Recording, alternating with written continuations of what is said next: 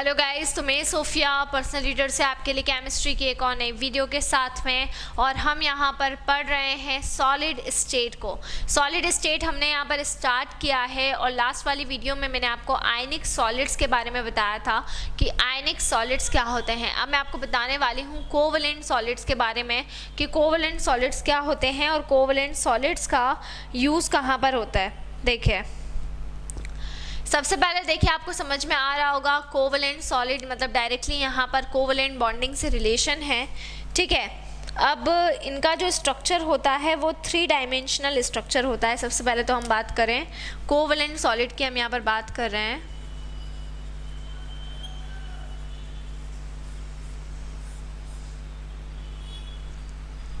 तो कोवलेंट दे में have 3 dimensional structure. They may have 3 dimensional structure।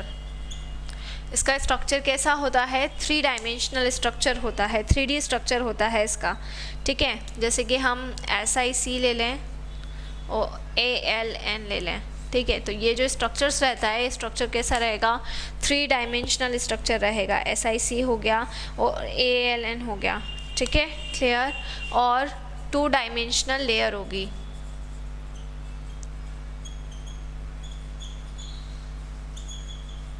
ठीक है, तो 3 डायमेंशनल स्ट्रक्चर होता है और 2 डायमेंशनल क्या होती है? लेयर होती है। तो 3 डायमेंशनल इसका स्ट्रक्चर होता है और 2 डायमेंशनल इसकी क्या हो जाएगी? 2 डायमेंशनल इसकी लेयर हो जाएगी। तो 2 डायमेंशनल लेयर की अगर हम बात करें तो इसमें कौन कौन सा आ जाएगा? एक तो आपका आ जाएगा ग्रेफाइट। ठीक है, एक आपका आ जाएगा ग्रेफाइट। ठीक है, और जैसे CdI2 कैडमियम आयोडाइड जो होता है। ठीक है, तो 3 डायमेंशनल स्ट्रक्चर होता है और 2 डायमेंशनल लेयर होती है। जैसे जब हम ग्रेफाइट की बात करते हैं तो ग्रेफाइट का जो स्ट्रक्चर होता है वो शीट के जैसा स्ट्रक्चर होता है। ठीक है, जैसे शीट होती है वैसा स्ट्रक्चर होता है। जो पेंसिल होती है, पेंसिल के अंदर जो होता है वो ग्रेफाइट ही होता है। अब बोले पेंसिल का स्ट्रक्चर शीट के जैसा कैसा हुआ, लेकिन एक्चुअल जो स्ट्रक्चर होता है वो एक शीट के ऊपर जो पतली थीन शीट्स होती हैं, उन एक शीट के ऊपर एक शीट, एक शीट के ऊपर एक शीट, इस तरीके से करके जो ग्रेफाइट रहता है उसका स्ट्रक्चर होता है। तो ग्रेफाइट में 2 डायमेंशनल लेयर स्ट्रक्चर्स होते हैं। ठीक है, कैसे स्ट्रक्चर होते हैं? 2 डायमेंशनल लेयर स्ट्रक्चर्स इसके अंदर रहेंगे, जैसे ग्रेफाइट हो गया, कैडमियम आयोडाइड हो गया। और 3 डायमेंशनल स्ट्रक्चर में किसका? Silicon, carbon, aluminium, nitrogen. ठीक है, क्लियर। और ये कैसे जुड़े हुए रहते हैं? Held together by wonder walls forces. Wonder walls forces एक दूसरे के साथ में कैसे जुड़े हुए रहते हैं? वंडर वॉल्स फोर्सेस के थ्रू जुड़े हुए रहते हैं। तो 3 डायमेंशनल स्ट्रक्चर होता है। सिलिकॉन, कार्बन, एल्यूमिनियम, नाइट्रोजन का 2 डायमेंशनल लेयर होती है, जिसकी ग्रेफाइट हो गया, कैडमियम आयोडाइड के स्ट्रक्चर, और किसके थ्रू जुड़े हुए रहते हैं? वंडर वॉल्स फोर्सेस के थ्रू ये जुड़े हुए रहते हैं। ठीक है, तो अब ये होते कैसे हैं? सबसे फर्स्ट अगर हम बात करें तो they are hard and brittle. हाँ, they are hard and brittle. कैसे होते हैं ये? हार्ड होते हैं और साथ में कैसे होते हैं? ब्रिटल होते हैं। इनमें हार्डनेस पाई जाती है और इनमें ब्रिटलनेस पाई जाती है। तो एक तो होगा हार्ड और दूसरा क्या हो जाएगा? दूसरा हो जाएगा बिटर। ठीक है, दूसरे अगर हम बात करें तो they are insulators. They are insulators. तो ये कैसे होते हैं? इंसुलेटर्स होते हैं। तो सबसे फर्स्ट ऑफ ऑल हो जाएगा हार्ड होते हैं और ब्रिटल होते हैं, और सेकंड हो जाएगा कि कैसे होते हैं? इंसुलेटर्स होते हैं। ठीक है, they have high melting and boiling point. They have high melting point and boiling point. ठीक है, तो सबसे फर्स्ट क्या हो जाएगा? They are hard and brittle ठीक है। दूसरा हो जाएगा दे आर इंसुलेटर्स, और थर्ड हो जाएगा इनका मेल्टिंग पॉइंट भी ज़्यादा होता है और बॉइलिंग पॉइंट भी ज़्यादा होता है।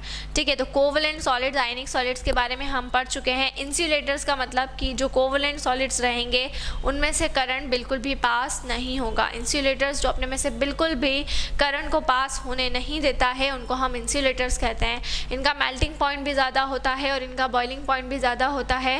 ये हार्ड होते हैं और इनकी ब्रिटलनेस भी ज़्यादा होती है। तो 3 डायमेंशनल स्ट्रक्चर होता है, सिलिकॉन कार्बन ले लो और एल्यूमिनियम नाइट्रोजन आप ले लें। 2 डायमेंशनल लेयर होती है, ग्रेफाइट कैडमियम आयोडाइड आप ले लें, और दोनों एक दूसरे के साथ में किससे जुड़े हुए रहते हैं, वैन डर वाल्स फोर्सेस के थ्रू जुड़े हुए होते हैं।